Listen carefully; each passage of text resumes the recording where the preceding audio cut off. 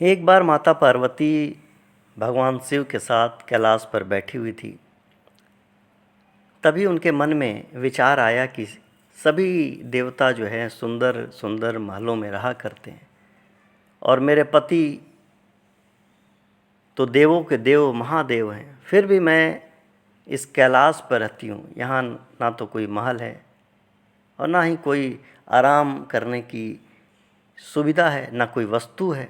ऐसा सोचकर माता पार्वती ने प्रभु भोलेनाथ से कहा कि स्वामी, सारे देवता महलों में रहा करते हैं, आप क्यों इस कैलाश पर वास करते हैं? आप भी हमारे लिए एक भवन बना दीजिए ताकि हम भी आराम से वहाँ रह सकें। पार्वती जी के बात को सुनकर भोलेनाथ जी थोड़ा सा मुस्कुराए और फिर बिना कुछ कहे ध्यान मग्न हो गए। माता पार्वती को भोलेनाथ का ये व्यवहार कुछ अच्छा न लगा, किंतु वो बिना बोले वहाँ से चल पड़ी। जब महादेव अपने ध्यान से बाहर आए तो माता ने फिर से भोलेनाथ से कहा कि हे प्रभु, मेरा भी मन है कि मैं अन्य सभी देवताओं की भांति महल में रहूं। आप भी मेरे लिए एक अच्छा सा भवन बनवा दीजिए।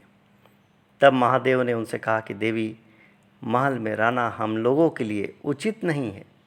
किंतु माता पार्वती ने महादेव से हठ पूर्वक कहा कि प्रभु, आपको नहीं लगता है कि आपको भी महल में रहना चाहिए? आपका महल तो स्वर्ग में बने हुए इंद्र के महल से भी उत्तम और भव्य होना चाहिए। अब तो मैं महल में ही रहूँगी। शिव शंभू ने माता पार्वती को बहुत समझाया। बोले कि देवी, हम तो ठहरे योगी, खुले में रहने वाले हैं, हमें भवन का वातावरण रास नहीं आएगा। हमें तो महल में भी चैन नहीं मिल पाएगा, क्योंकि महल में रहने के बड़े नियम और बंधन होते हैं। फिर भी माता ने तो मन में विचार कर ही लिया था, ठान ही लिया था कि अब महलों के बिना वो नहीं मानेगी।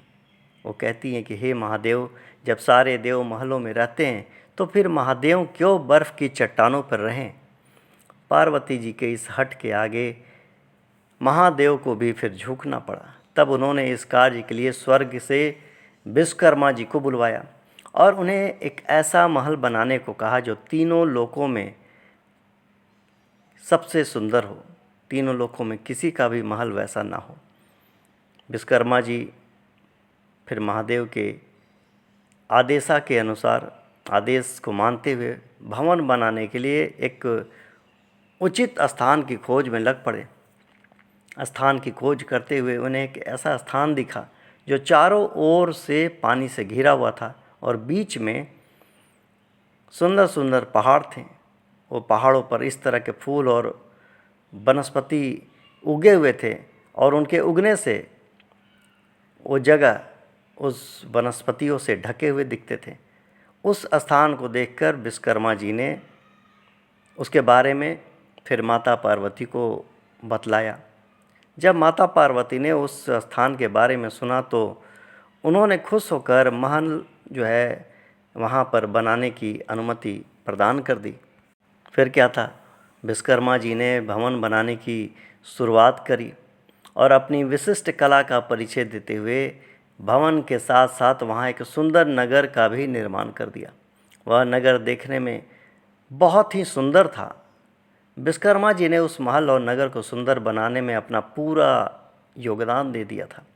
जब उस महल को माता पार्वती ने देखा तो उनकी प्रसन्नता का ठिकाना न रहा। उन्होंने फिर विश्वकर्मा भगवान को धन्यवाद देते हुए उनकी बहुत प्रशंसा करी। भगवान विश्वकर्मा माता पार्वती और भोलेनाथ को प्रणाम करके अपने धाम को चले गए। घर बनाने का कार्य पूरा हो चुका था। अब माता ने महादेव जी से कहा कि गृह प्रवेश का शुभ मुहूर्त जो है आप निकलवाइए। गृह प्रवेश के समय ऋषि विश्रवा पर प्रमुख भार दिया गया। सभी देवता भी उस समारोह में आए हुए थे। जिसने भी उस महल को देखा बड़े ही अचंभित होकर उसकी प्रशंसा कर रहा था और वास्तव में भी वह भवन जो है बड़ा ही अद्भुत था। गृह प्रवेश विधि के अनुसार पूर्ण होने के बाद महादेव ने आचार्य से दक्षिणा मांगने को कहा, तो बिरसवा ने मना कर दिया। वे बोले, प्रभु क्या कोई भक्त अपने भगवान से कुछ मांगता है? ऐसा करके तो मैं पाप का भागी बन जाऊंगा, मुझे कोई दक्षिणा नहीं चाहिए। और ऐसा कहकर ऋषि विश्रवा जाने लगे। तब फिर महादेव ने कहा कि ऋषिवर, आपको दक्षिणा तो लेनी पड़ेगी। जब तक आचार्य को दक्षिणा न दी जाए तब तक कोई भी जो है शुभ कार्य पूरा नहीं होता। महादेव की माया, ऋषि का मन उस नए बने हुए नगर पर आ गया। बार बार आग्रह करने पर उन्होंने दक्षिणा के स्वरूप उन्होंने फिर उस भवन सहित नगर को ही मांग लिया।